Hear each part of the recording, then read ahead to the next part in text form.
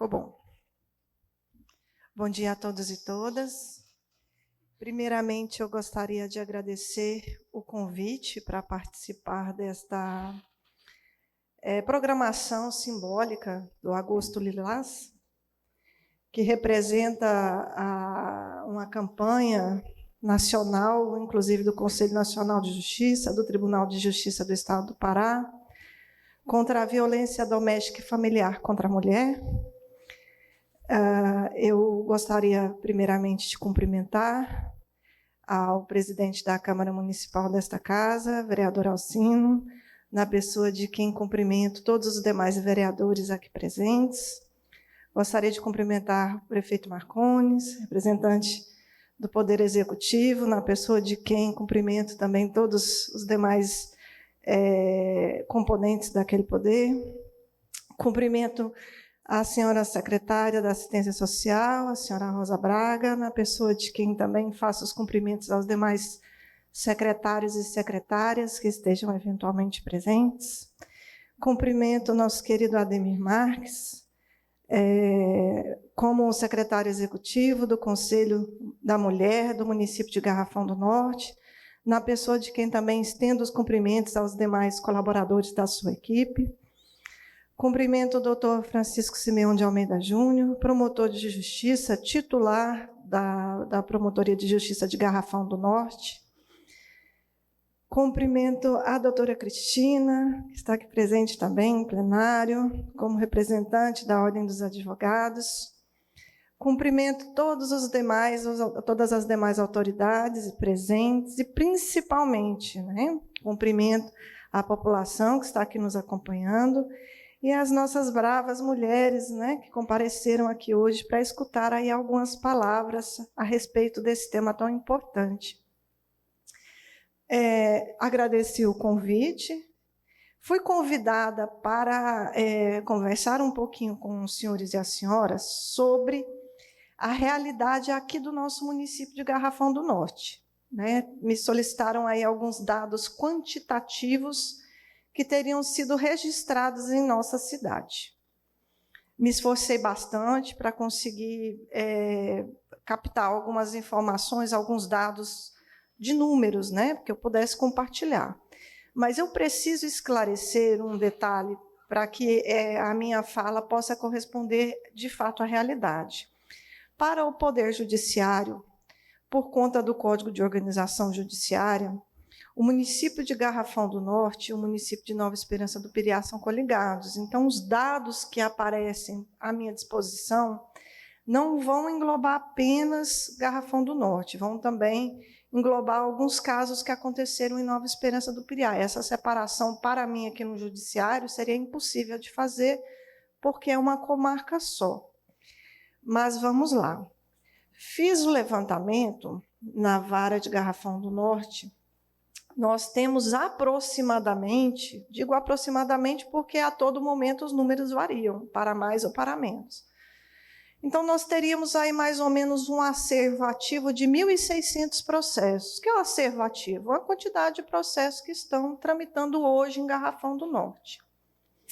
Desses 1.600 processos ativos, eu fiz ali a filtragem, sobraram 680 processos criminais da área penal, mais ou menos. A maioria da demanda é uma demanda civil, todo aquele assunto que não seja necessariamente da área penal, ele vai ser do civil. Então, nós temos aí mais ou menos uns 680 processos criminais, mais ou menos.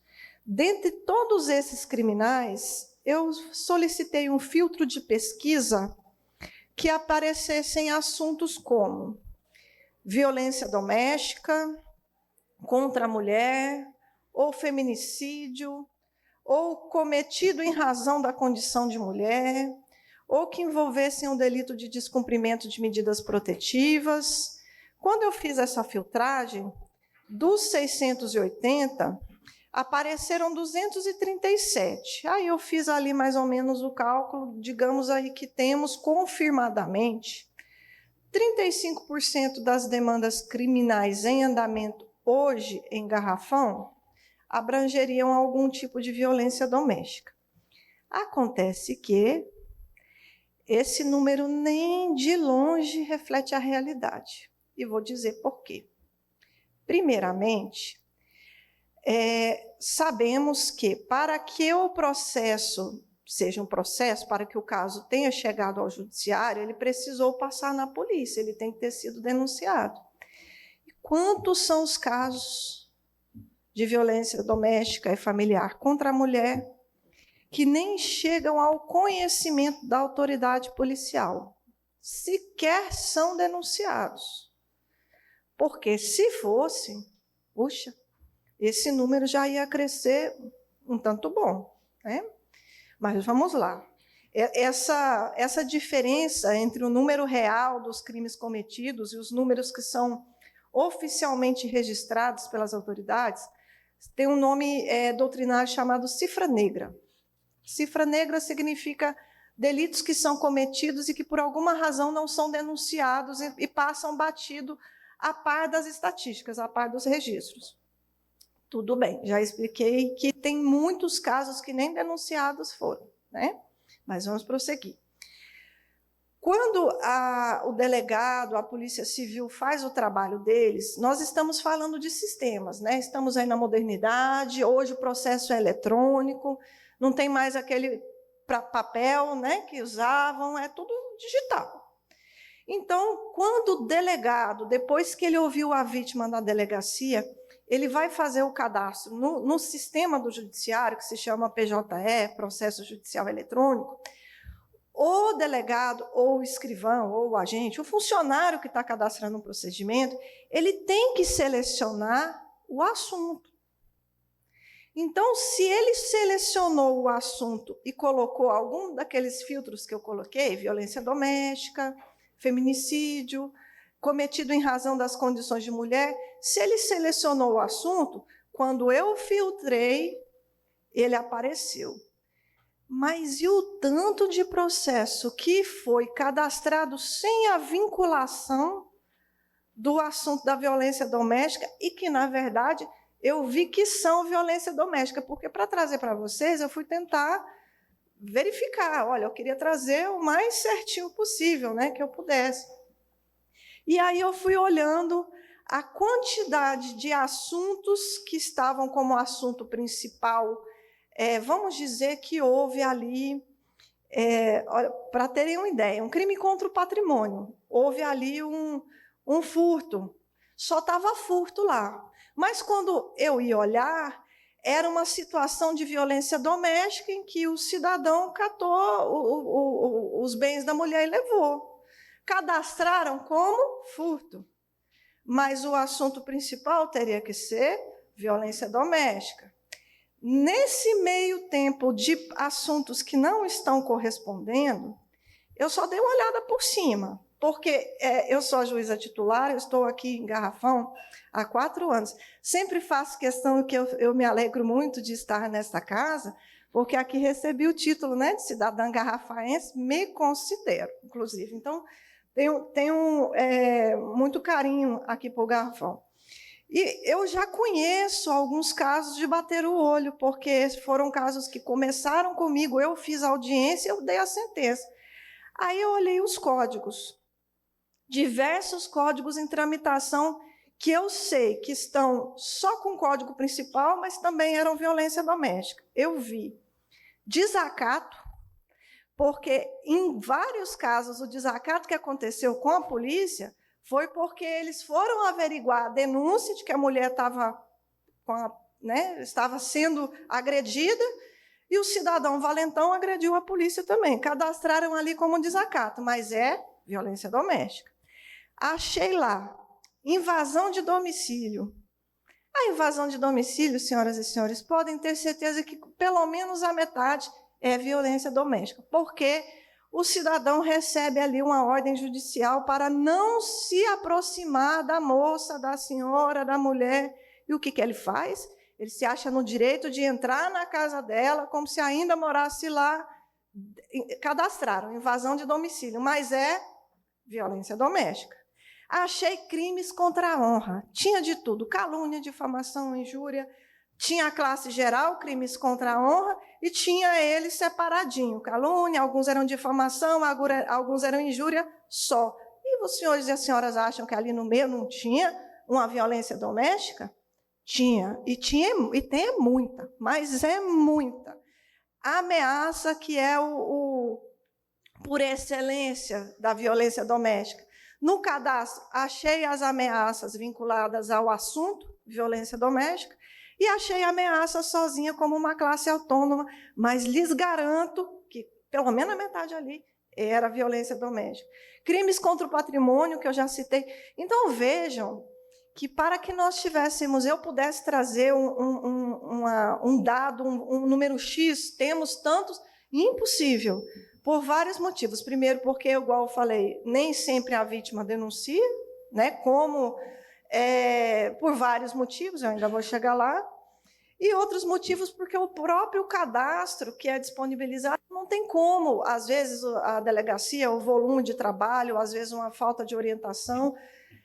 São muitos casos aqui em Garrafão que estão cadastrados como um assunto comum e que depois eu vi que deveriam ser violência doméstica. Tem um até de incêndio, porque eu só fiz um processo desse de incêndio que eu me lembro de ter instruído.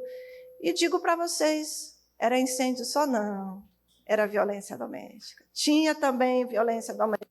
Lesão corporal. Tem lesão corporal sozinha, desvinculada ao assunto? Tem, mas o que tem mais? Violência doméstica. Cadastrado sozinho. Então, assim, me esforcei para que, de acordo com o que me foi solicitado, né, traga, doutora, procure trazer dados quantitativos que foram registrados. Eu trouxe os que tem, mas os registros não estão corretos por esses motivos que eu lhes apliquei. Então, notem que é bem pior, né? Se nós temos aí, confirmadamente, de acordo com a pesquisa e o filtro que eu fiz, 35% dos processos criminais em andamento, que envolveriam aí a prática de algum delito de violência doméstica, eu me arriscaria a dizer que pelo menos uns 60% são violência doméstica. Digo, pela atuação diuturna na comarca, estamos de plantão. Se chegar a 5 processos, 3 é violência doméstica, no mínimo. No mínimo. Então, tá. No início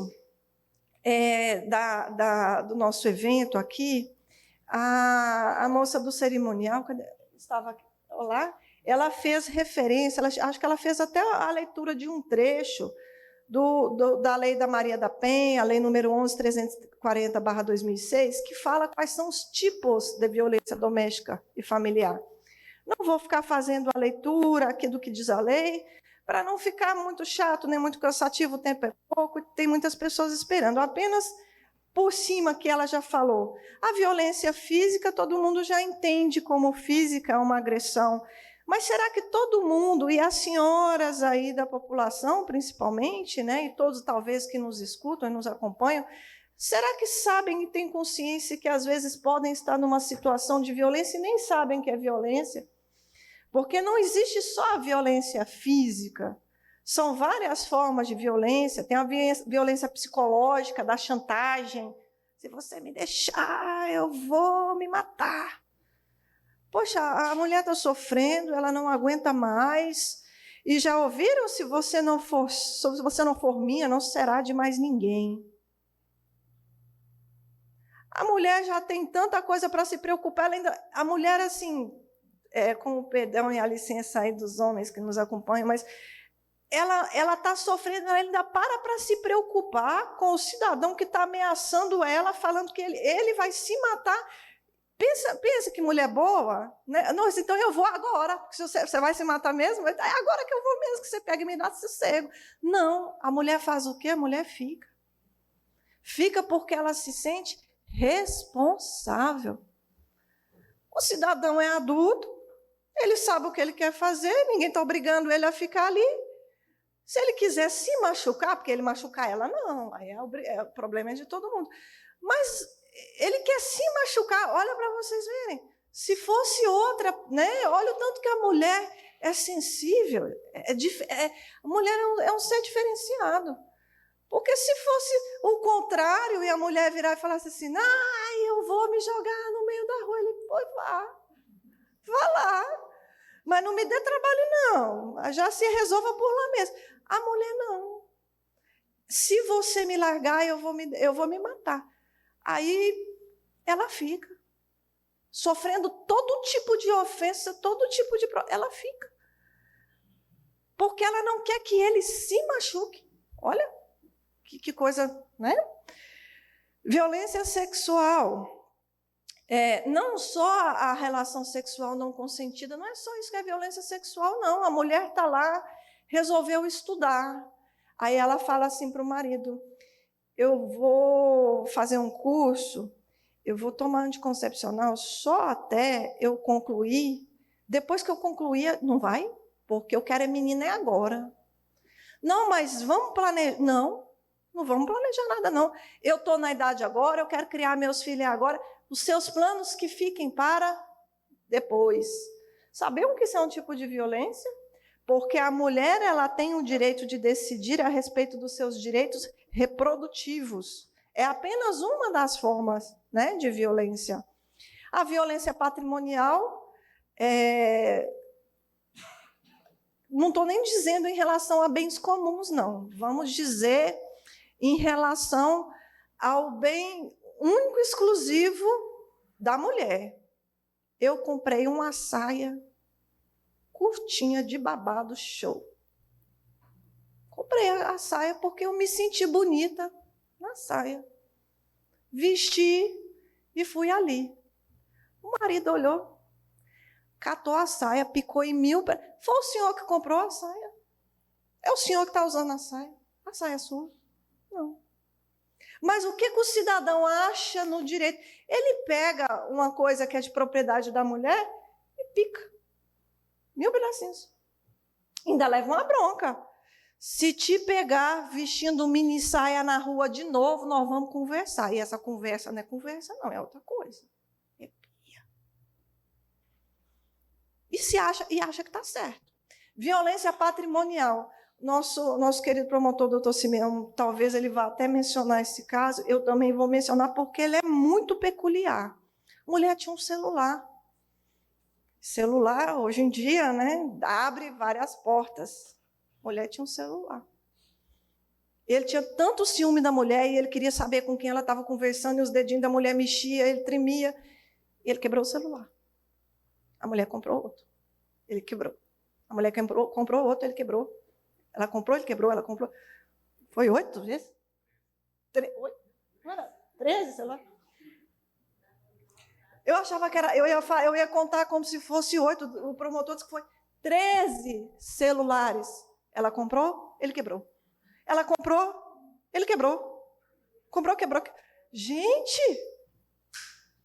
E pensa assim, está saindo de onde esse dinheiro para comprar esse tanto de celular? Está tirando da mesa, da boca das crianças, da conta de luz, de água, porque o cidadão acha que ele pode pegar um negócio que a mulher comprou com o dinheiro dela. Vocês entendem? Eu já estou tão à vontade que eu não sei, que eu sou de Goiás. Vocês entendem que ele se sente tão assim... Porque o dinheiro quem comprou é dela. Vocês concordam que ele não ia tirar dinheiro dele para comprar? Não foi ele que comprou, foi ela. Ele pegou e quebrou.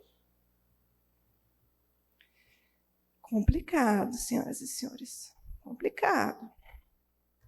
Violência moral, né? Eu estava aqui falando das violências, falei da física, da psicológica, sexual, essa patrimonial, que é destruir qualquer coisa que a mulher possua, como uma forma de intimidar. Você não pode ter isso. Não fui eu que te dei e eu não quero que você tenha, tá? Então não é para ter e eu vou destruir, pronto. Violência moral, né, no sentido de calúnia, injúria e difamação. Estamos aqui numa casa legislativa, de muito respeito. Vou me abster de entrar em detalhes a respeito do tipo de xingamentos, de ofensas, de calúnias, de todo tipo de barbaridade que um cidadão diz à sua senhora com quem ele morou há 20 anos. Porque o que a gente espera? Carinho e respeito, não é isso? De um casamento, carinho, respeito, consideração. Atritos tem, todo mundo tem. Mas a forma desrespeitosa com que vários homens se dirigem às suas mulheres, às suas companheiras, dá tristeza. Puxa, dá tristeza. Nem no meio de uma briga, talvez você não dirigiria as ofensas que eu vejo nas audiências as mulheres escutarem. É de entristecer o coração. E aí, os crimes contra a honra. Expliquei aos senhores e às senhoras, né, a respeito dos dados, que esses não podem ser tão específicos, dei uma pontuadinha aí a respeito dos tipos de violência, e eu quero dizer, apenas para finalizar a respeito desse tipo de violência, que é importante que seja identificada que não só a agressão física é violência.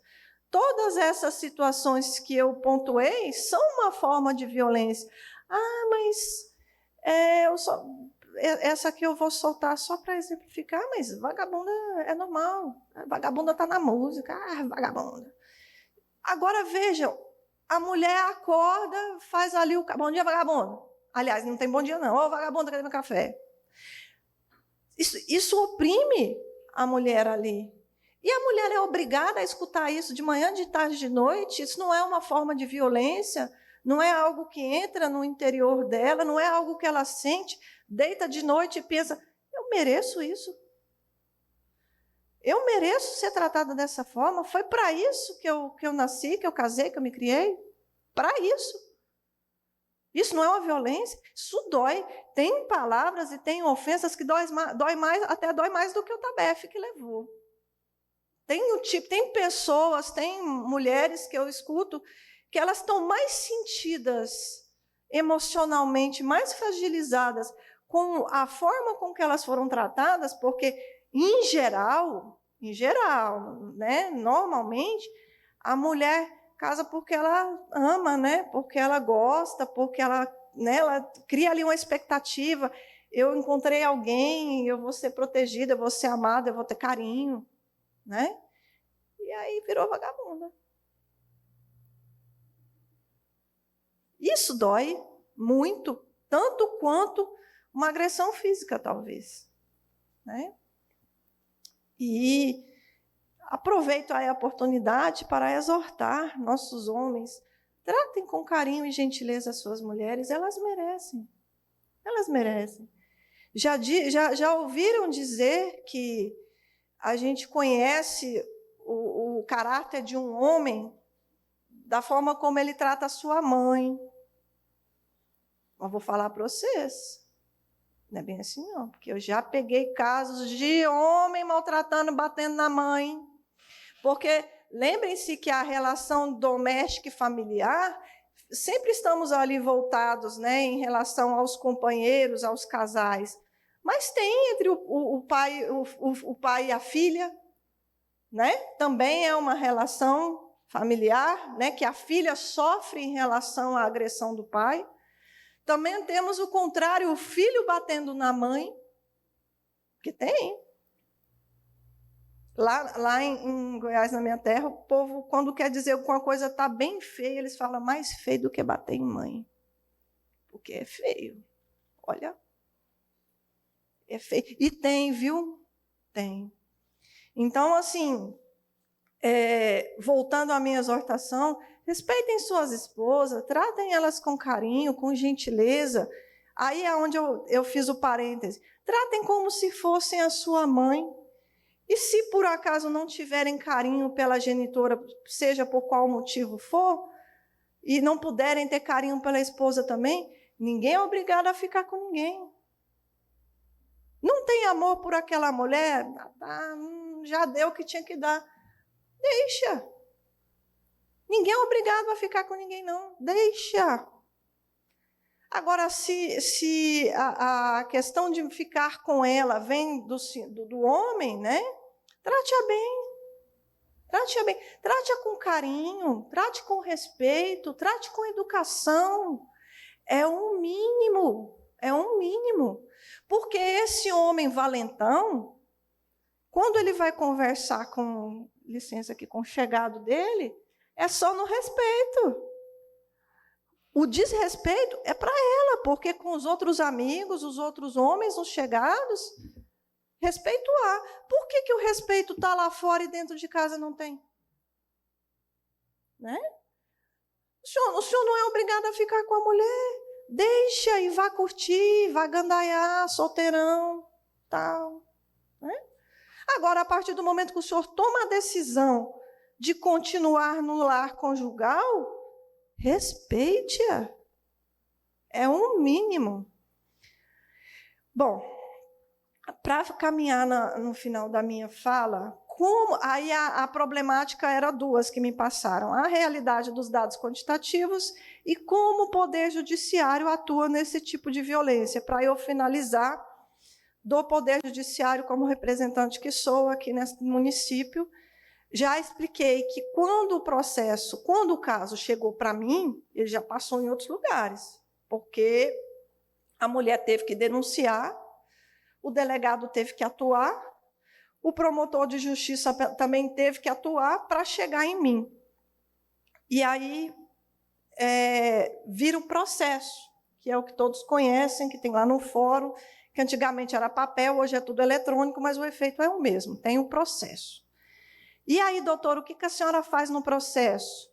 O meu papel como magistrada eu vou ouvir a vítima, eu vou ouvir os envolvidos, o promotor de justiça está presente na sala, o ofensor está presente junto com o advogado, e no final eu tenho que dar uma decisão sobre aquilo. Eu vou condená-lo ou absolvê-lo. Então, vamos lá nas audiências de instrução e julgamento. Audiências, muitos aqui já devem ter participado das audiências. Eu tento fazer a semana toda de violência doméstica. Eu vou separando os assuntos, marco lá, 20 audiências de violência doméstica. Senhoras e senhores, pelo menos 60% das audiências de violência, não, 50%, para ficar mais junto, nos processos de violência doméstica, o ofensor é absolvido. Oh, doutora, a senhora, hein? Tira onda no plenário dizendo a respeito de violência doméstica que absolve o ofensor, a senhora. Sabem por que acontece? Sabe o que acontece numa audiência de violência doméstica? Vou lhes dizer o que acontece e por que essa quantidade absurda de absolvição nos processos de violência doméstica. Já começo dizendo que a vítima, no dia da audiência, ela já voltou. Voltou, senhores e senhoras, ela voltou.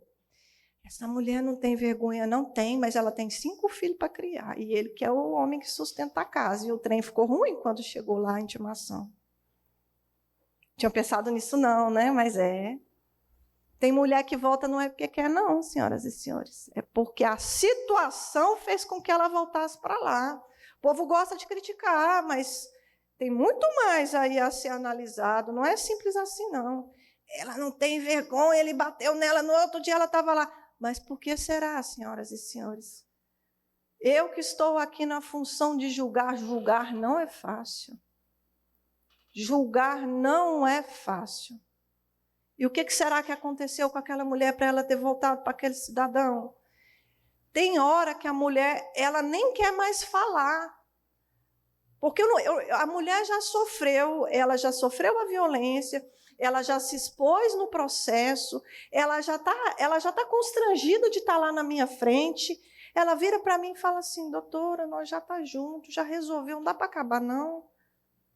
Eu vou obrigar ela a falar? Eu vou tornar a situação dela mais difícil, mais constrangedora do que ela já está passando? Aí ela não fala em juízo, ela não fala no processo. E eu não posso condenar. Por quê?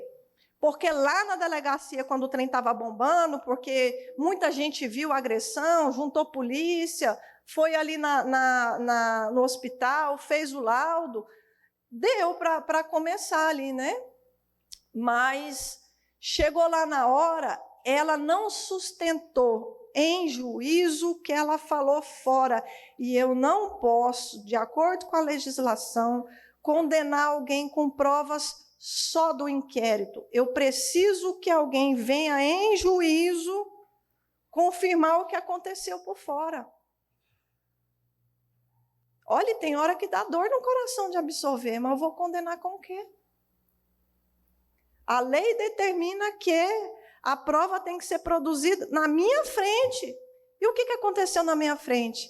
Ela não quis falar ou ela nem foi, porque tem hora que o oficial de justiça vai lá intimar, ela fala, não quero mexer com isso. E aí eu comentei aqui com o promotor, o doutor Simeão, que também vai trazer a fala do Ministério Público, eu falei, doutor, o meu posicionamento nesses casos, eu não vou mandar a condução coercitiva, não. Porque eu vou trazer a mulher obrigada para ela chegar aqui, ela ainda pode mentir? O que nós vamos resolver? Nada. Absolveu. Tem hora que elas estão com medo. Não vem porque voltou, não vem porque tem medo, não vem porque ficou com tanto medo que sumiu. Aí eu vou catar meus filhos e vou lá para a minha terra, em tal lugar. E aí sumiu. Quantidade de processos que são absolvição são impressionantes. Pouquíssimos chegam ao final com uma sentença condenatória. E quando chega na sentença condenatória, a pena não é tão boa assim, não. Ela é baixa. E aí o pessoal fica, mas não adiantou de nada. Não fui eu que fiz a pena, senhoras e senhores. A legislação está aí para que eu aplique. Né? É branda a pena? É. Mas melhorou muito. Né? A conscientização tem sido realizada há muito tempo. E tem melhorado. Está o ideal? Não. Mas está melhor do que antes, com certeza. Né? Eu apenas gostaria... Eu quis usar essa oportunidade para explicar por que acontecem tantas absolvições nos casos de violência doméstica e a sociedade, na verdade, não entende. Olha lá, está preso, já saiu, não deu em nada. Dá nada isso aí.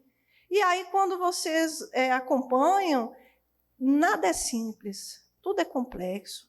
Para uma mulher que sofre violência doméstica, até o ato de denunciar é um ato de coragem. Coragem e amor próprio. Né? Então, ela teve a coragem de denunciar, mas, às vezes, ela não tem a coragem de permanecer firme até o final do processo na sentença. E lá no meio ela desiste. O que faltou aí? Às vezes faltou um apoio, às vezes faltou dinheiro para comprar, para pagar a conta. Né? São tantos motivos, senhoras e senhores, que eu acho que a última coisa que a gente deve fazer nesses casos é julgar a mulher. Eu só julgo mulher na minha unidade se ela for ré. A vítima, não. Porque quantos casos a gente vê, né, de pessoas julgando as mulheres por... Olha, só quem pode saber o que aquela mulher está passando é ela mesma. Né?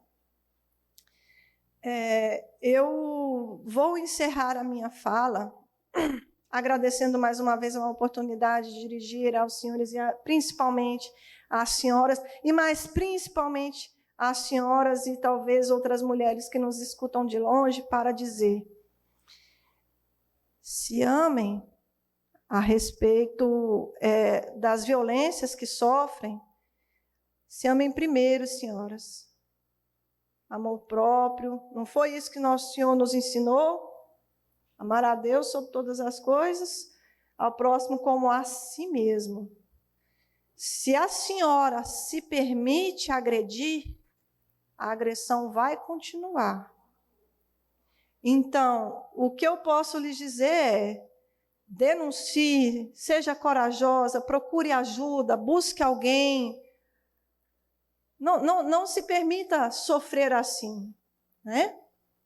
Assim, eu sei que, às vezes, a situação financeira, o fato do suposto ofensor ser o provedor, pode dificultar um pouco a sua decisão, mas procure ajuda, procure se informar, veja o que pode ser feito, porque, senhoras,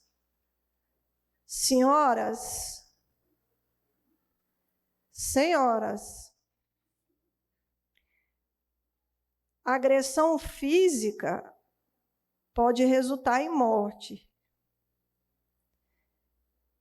Basta 1 segundo para que a senhora que está sendo vítima perca a sua vida. O feminicídio existe e acontece no país inteiro e aqui em Garrafão. Não deixe chegar nesse ponto. Não espere a violência se instalar de uma forma que a senhora ou a sua filha ou a sua nora ou a sua vizinha corra risco de perder a vida, porque ninguém interferiu. Feminicídio existe. Acompanharam nos noticiários 61 golpes dentro de um elevador numa moça no chão, desarmada, sozinha. Não morreu porque o Senhor Deus não quis levar, eu acho, porque dava para ter matado. Não se arrisquem, denunciem. Muito obrigada.